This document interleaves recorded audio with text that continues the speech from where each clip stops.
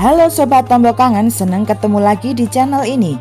Kali ini kami berziarah di Wali Allah Kyai Haji Ali Mas'ud atau sering dikenal dengan Gus Ud, salah seorang tokoh agama yang memiliki jasa besar dalam membantu mengatasi problem atau masalah yang dihadapi masyarakat. Banyak warga yang sakit datang ke Mbah Mas'ud untuk minta disembuhkan. Juga sering menjadi rujukan para kiai di Jawa Timur untuk memecahkan masalah umat Islam.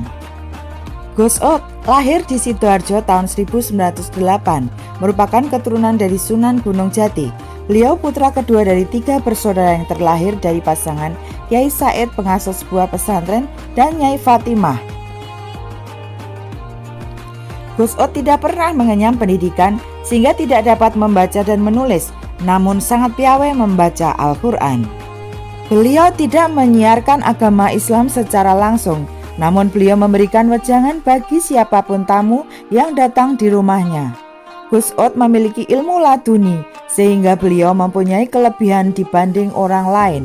Bagi warga Sidoarjo yang mengetahui sosok Gus Ud, beliau merupakan ulama yang memiliki banyak kelebihan tapi tidak pernah menunjukkan dan memilih bersifat tawadu.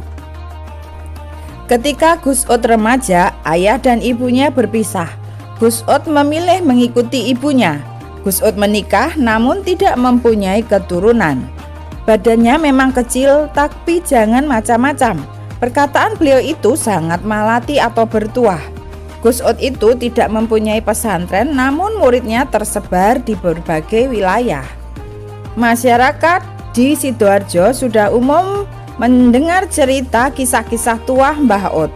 Contohnya cerita Mbah Ud kecil. Ketika itu beliau minta uang jajan kepada ayahnya yang mempunyai usaha jasa selep padi. Ayahnya tidak mau memberi sehingga Mbah Ud berkata, "Bapak kalau nggak ngasih uang biar mati saja selepan bapak." Seketika itu pula usaha selep padi bapaknya macet. Ada lagi ketika Gus Ud di pesawat akan menunaikan ibadah haji. Sebelum pesawat berangkat, Gus Ud berhadroh. Ada awak kabin yang mengingatkan Gus Ud untuk berhenti berhadroh karena pesawat akan segera berangkat. Setelah Gus Ud menghentikan hadrohnya dan pesawat akan berangkat, tiba-tiba mesin mati. Setelah awak kabin meminta maaf dan mempersilahkan Gus Ud berhadroh kembali, mesin pesawat tiba-tiba hidup. Lainnya seperti ketika diundang pejabat pemerintah dalam sebuah acara, Mbah Ud tidak mau dijemput naik mobil. Dia berangkat sendiri naik becak yang ternyata datangnya lebih awal dari mobil jemputannya. Gus Ud wafat pada tanggal 10 Juni 1980. Beliau dimakamkan berdekatan dengan ibunya Nyai Fatimah di makam desa Pagerwojo, Kecamatan Buduran, Sidoarjo.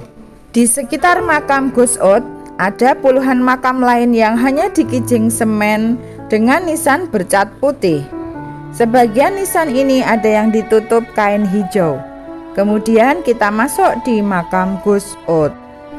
Di depan cungkup makam terpasang kaligrafi bertuliskan cuplikan surat Yunus ayat 2. Ingatlah, sesungguhnya wali-wali Allah itu tidak ada kekhawatiran terhadap mereka dan tidaklah mereka bersedih hati.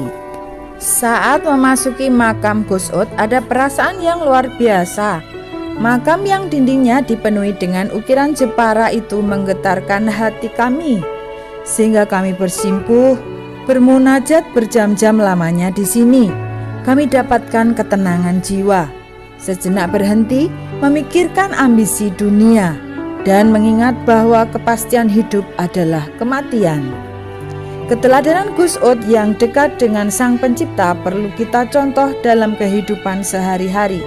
Walaupun harus jatuh dan bangun, ya Allah, tuntunlah hidup kami ya Allah.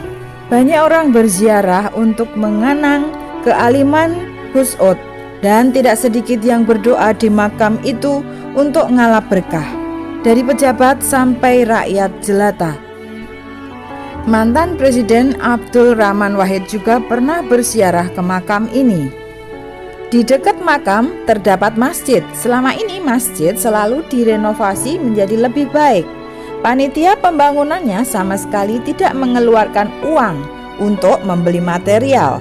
Semuanya sumbangan dari pengunjung makam atau anggota jamaah pengajian yang rutin digelar di Komplek Makam Mbah Ut di setiap Jumat malam dan Senin pagi.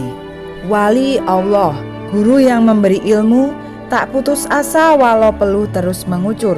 Bukan untuk dirinya seorang, tapi untuk akhlak generasi penerus menuju kehidupan yang kekal. Salam dari kami, salam Tombok Kangen Channel. Dadah. Di bawah sinar bulan purnama, air laut berkilauan, berayun-ayun ombak mengalir ke pantai Senda Gurauan.